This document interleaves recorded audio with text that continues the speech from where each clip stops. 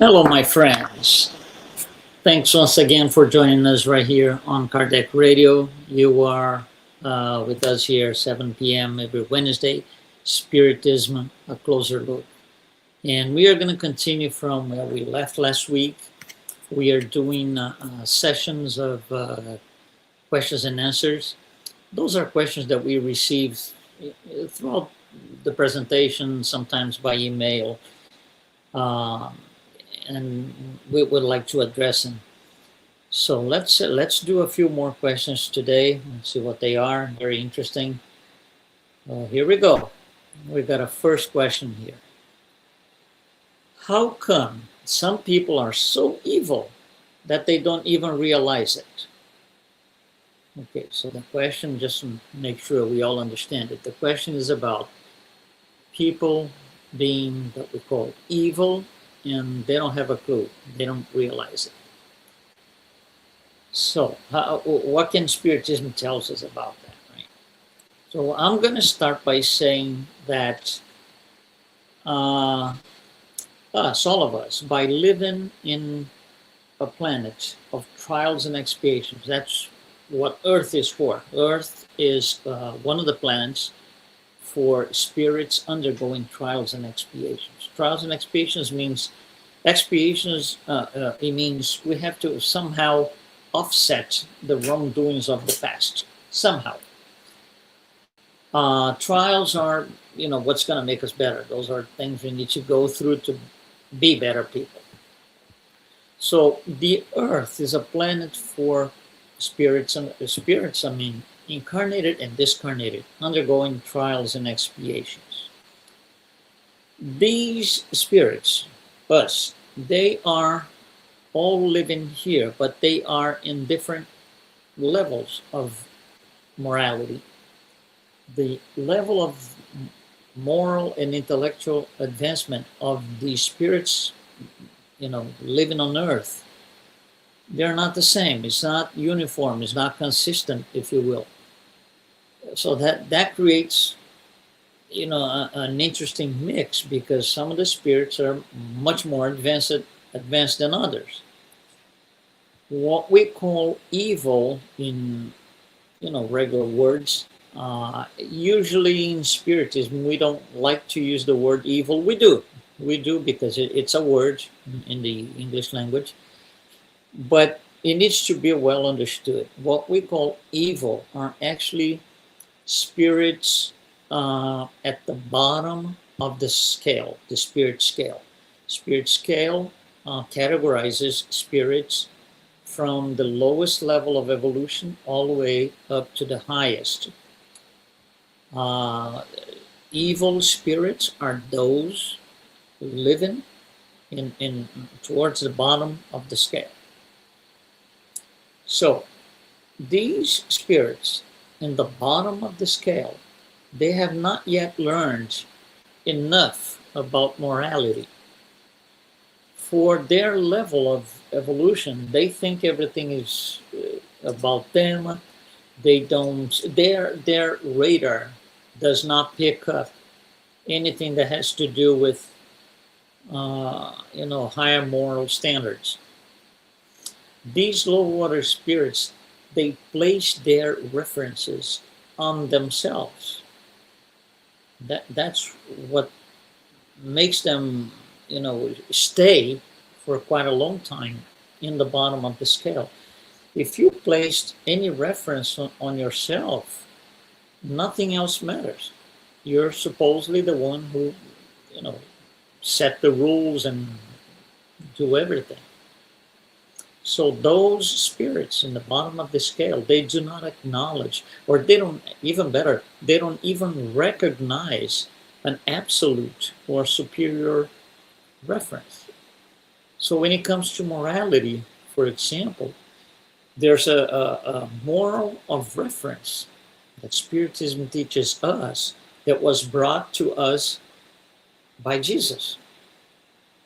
So Jesus brought the moral of reference for these evil spirits, the low order spirits. They don't see that thing. They do not recognize that. The reference for them is themselves. So I am my own reference, and everybody should follow me because I'm the one who establishes all those references. And that's obviously a big mistake. And, you know, people like this, they will suffer a lot because what their reality that they are creating for themselves does not exist. They are low water spirits pretending to be above God. And obviously, there's going to be a point where you know their reality is just going to dismantle and disappear. So spirits in the low order spirits are those who are very in the very beginning of the moral scale. The lower they are, the more they use themselves as a reference, so they don't realize they are evil, meaning they are low order spirits doing bad things, playing evil all the time, you know, creating trouble all the time. They don't realize that. They don't see that. It's just out of their radar. So in this group, in this low water spirits creating all of this, we're going to find, for example, those who suffer from NPD, narcissistic personality disorder, where they think they are the absolute truth, they are the absolute God, the one and only, and you know, they live their life by that standard, which obviously is not true. So they create their own reality completely set apart from the actual reality. They, at one point, of obviously, they're going to get better. They're going to improve their moral standards, and they will, you know, just like all of us. We were there one day, so just like all of us, they will set their pace on the right track. One thing that they do not perceive, and that's why they don't realize what they are, is accountability. They do not understand accountability. Anything that we do, any wrongdoings that we did in the past are going to have to be offset somehow in this life, maybe in the next life, but all of us, all of our wrongdoings are going to have to be offset. That's called accountability. For those spirits, low water spirits, NPD spirits, they don't see that. So there's no accountability. They just keep doing and doing, keep going and going. And obviously they're going to have to offset. But that's the reason why they don't see they are a problem, because they do not understand accountability. Again, they have not yet learned enough about morality to be able to pick up the idea. All right, so we got another question here, which is, how can Spiritism explain that the world is going from bad to worse? Well, we get this question a lot. That's a common question for us. Well, first of all, there's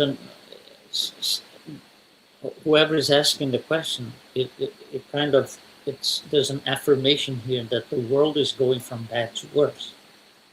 And they're asking, how can Spiritism explain? But there's an affirmation here that the world is going from bad to worse.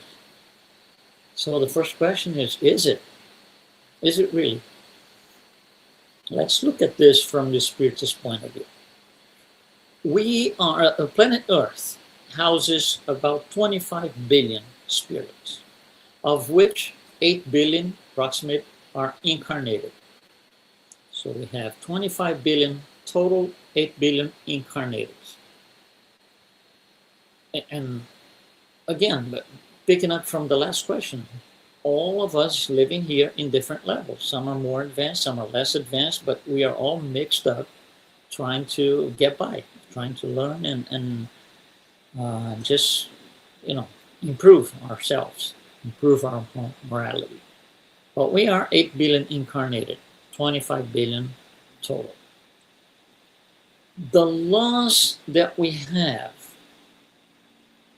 try to address the situation in which those 8 billion, right, the laws that we have are laws written by man. So it's not for the 25 billion, it's for the 8 billion.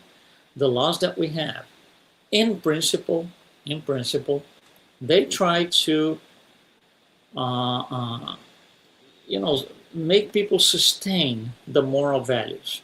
Not necessarily, but that's the whole idea about writing laws, so people can sustain the moral values that we were given centuries ago. First by Moses, then Jesus. So, the law changes. Our laws in any country, city, state, province, it changes because the world changes. So some of the laws that we had, let's say, for example, 1,000 years ago, they do not apply today. This doesn't make sense because that situation has been understood by all, and it just disappeared. We don't do that anymore. That we used to do 1,000 years ago. Same 500 years ago. Same 200 years ago. Now, what happens is the discarnate spirits are part of the psychic atmosphere of the planet. They have influence on the psychic atmosphere of the planet, also called psychosphere. Now, the idea that we have that things are not good or bad is because the psychosphere isn't good overall. The psychosphere, again, is made up from the personal psychic atmosphere of each one of the 25 billion spirits. So right now we have a feeling that things are not good. And the question is, it's going from bad to worse, is it? Think about this. The planet evolves. Life evolves. We are getting better. We will get better because that's the law. That's natural law. We are all bound to perfection.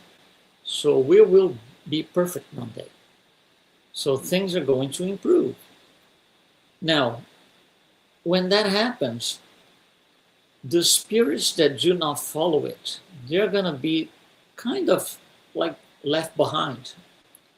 It's more or less like this. Let's say you are invited to a party, and you go to the party, you walk in, and you look around, and you don't feel like you're blending in. You after a few minutes, you say, I don't belong here, I'm just going to go. For whatever reason, it doesn't really matter. But that's the situation. The person feels that they don't belong there. As we improve as a whole, the low order spirits are going to start feeling that they don't belong. Right? For those spirits to leave the party, they have first to incarnate. They will fail, and then they're going to go someplace else, to another planet, to another orb. But they have to incarnate first. So we have these, say, 13 billion spirits waiting to incarnate, in line for incarnation. And they are the ones with this heavy psychic atmosphere. They have this heavy psychosphere. As these spirits incarnate, because everybody has the right to incarnate, all of us, we all have an opportunity for it. As they incarnate, what was not visible before, the evil that was not visible before because they were discarnated, now becomes more visible because they're incarnated. So certain things we couldn't see. the evil actions they were doing, because it was all psychic. It was not visible through the eyes. I couldn't hear, I couldn't smell. So the five senses that we have would not pick up these evil actions that they were doing while discarnated. When these spirits incarnate, they are still the same spirit. They just got a body now, but they're doing the same thing. They're acting the same way. They are still, performing these evil actions, and now it becomes visible. So what we have now is more visibility inside the evil actions of the planets, of the inhabitants of the planets, that we didn't have before. That gives us a general impression that things are worse now than they were before. Maybe visually, maybe, from the material life point of view, the physical life point of view, maybe yes, but not overall, because the spirits who cannot, those on the low end of the scale, low order spirits, they will be, they will leave the party. They are going to have to go somewhere else. So that's the beauty of Spiritism, because the question is, how can Spiritism explain? So that's the beauty of Spiritism. Through the knowledge that Spiritism gives us, right, we are able to understand things, and this, it's a general idea of consolation. Oh, now I understand, now I'm okay. It doesn't mean that I agree with the evil that they do and any of that, but now I understand. It kind of makes sense. Spiritism is very logical. Actually, Spiritism is born out of logic. It's just a philosophy, so there's logic behind it. So that kind of situation that a lot of us on Earth think things are going worse. It's not really that they're going worse. It's that we are looking at more of that we could not see before. Now we can. It's like something was hidden. Now you lift the veil, then it shows. Now you see it. And you're going to say, well, it wasn't there before. It was there. It was just hidden somehow. Okay? But we do that kind of question a lot. Let's go for another question, third of today's program. It's about happiness. So here's the question. There's an affirmation and a question. Happiness seems to be unreachable for most people. What does Spiritism recommend to reach happiness? So this affirmation that happiness seems to be unreachable for most people, it is a general feeling. It is a general idea, unfortunately. And the question is, what does Spiritism recommend for us to get there? So we go back to the same thing, the moral standards, the level of moral advancement that we are in. Due to that low level of moral advancement, very low level, I would say, happiness becomes relative. For example, let's just say that when you were a kid, say 5, 6 years old, at Christmas time, having a nice, colorful, Christmas tree, that was all you needed. That was all you wanted. That would make you happy. That was just enough to make you happy. Just have a nice, tall Christmas tree. That's it. As a kid. When you grow up, a nice Christmas tree is not enough. It might be for 3 years, maybe 4 years. But there's a point where you get past that. And a nice, tall Christmas tree no longer makes you happy. And It doesn't bring you the feeling, oh, that's all I wanted. It's not enough anymore. So happiness was a relative concept at the time. It does not apply today. If I give you today a nice, colorful, tall Christmas tree, it doesn't even get close to make you maybe not even smile, let alone make you happy. So, these situations, they're all relative. For some people, still today, unfortunately, for some people, to have food on their plate will make him happy. That's it. That's it. Food on the plate for a day, that will make him happy. Nothing else matters. So it is relative. Having food on their plate or having food on the plate for others doesn't make him happy. It's just routine. So that shows how happiness can be relative.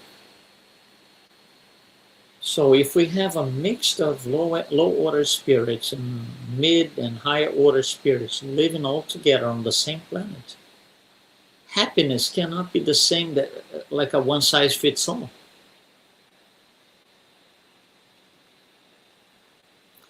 A nice Christmas tree is not enough to make all of us, 8 billion incarnated, 25 billion altogether, happy. It will make some happy, some kids, but not all of them. Same for having food on the plate.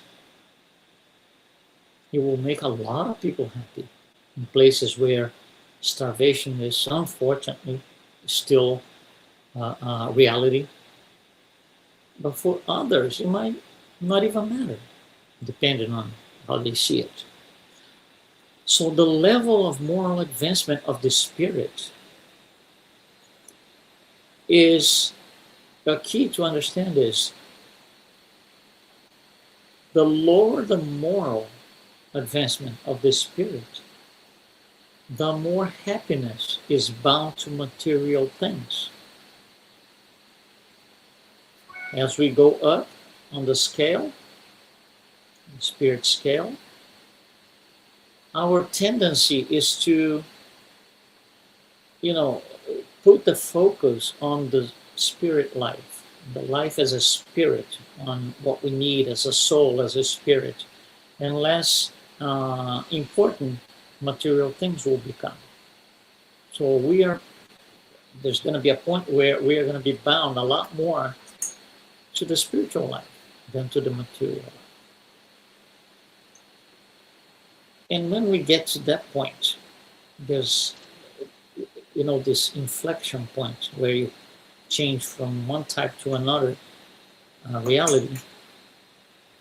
That's when we realize that happiness is a byproduct of making other people happy.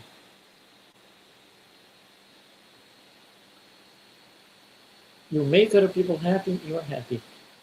Here's an example, a very simple example. Let's say you have a 3, 4, maybe 5-year-old kid, and you want to take your kid out to the park so he can play with the friends and other kids. So what you do is you take your kid to the park, and there's other bunch of kids in there. They're all gonna play. They're gonna be screaming and raising their hands and playing with water, whatever it is. Meanwhile, the parents mostly are like sitting on benches, just looking from outside. You're not really participating on that because that's for them, the kids. So we are looking at that from a short distance, but we are not really part of it. And then you see your kid all happy, smiling like that, big smiling, throwing his hands up and screaming and so all of that. They're all happy. And you look at that for, let's say, 1 minute. Just 1 minute. During that 1 minute.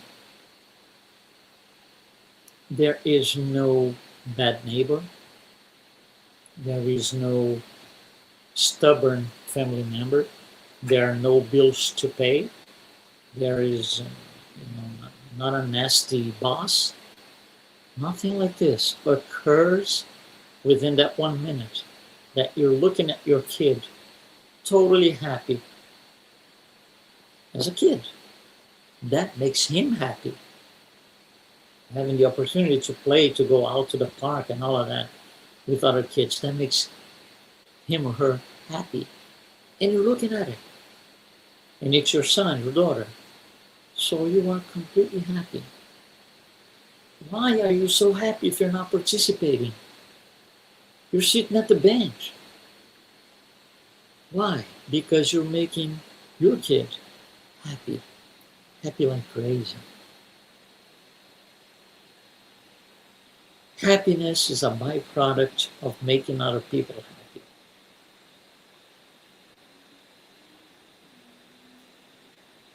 We can be qualified. We can qualify ourselves to earn happiness by helping other people, by making other people happy. Think about this. We are almost experts in suffering because of the level that we are in the planet that we live in, which is, by the way, suitable for our needs. So we are experts in suffering. Now, let's say, for example, that you go to a doctor and you receive a diagnostic of some complicated disease or illness. And you have to situate yourself within the parameters that you were given. And let's just say that you're going to be in treatment and so and so and so. And then after, let's just say, 6 months of being treated, with medicine, therapy, whatever it is, it doesn't really matter. After 6 months of being treated, you know of somebody, maybe a friend of a friend, maybe a neighbor, that has received the same diagnostic that you did 6 months ago. Wouldn't you feel in the position to comfort this person by saying to yourself, oh, I know what that person's going through right now, and I know what that person's going to go through in 10 days, in 2 months, in 4 months, because you became an expert in that. You've lived through it. So if you decide to take part of your time to help that person, let's say a 15-minute talk with that person. That's it. 15 minutes. Sit down. Let's talk. That's it. You're going to feel that you're making that person happy.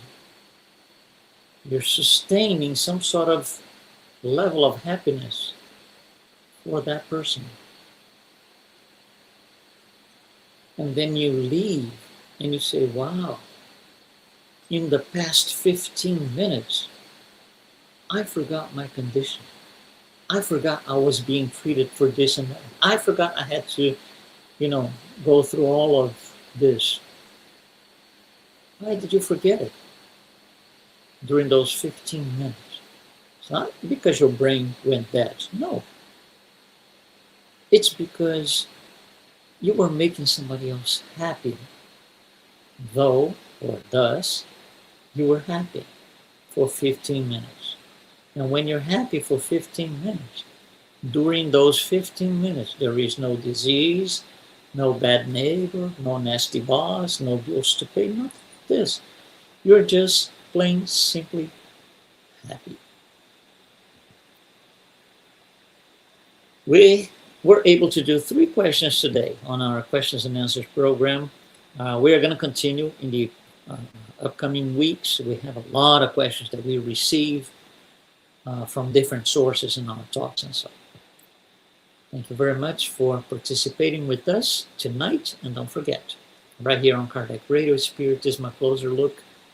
We do this live every Wednesday at 7 p.m. Eastern Time. Thanks for being with us tonight, and I'll see you next time. Be well.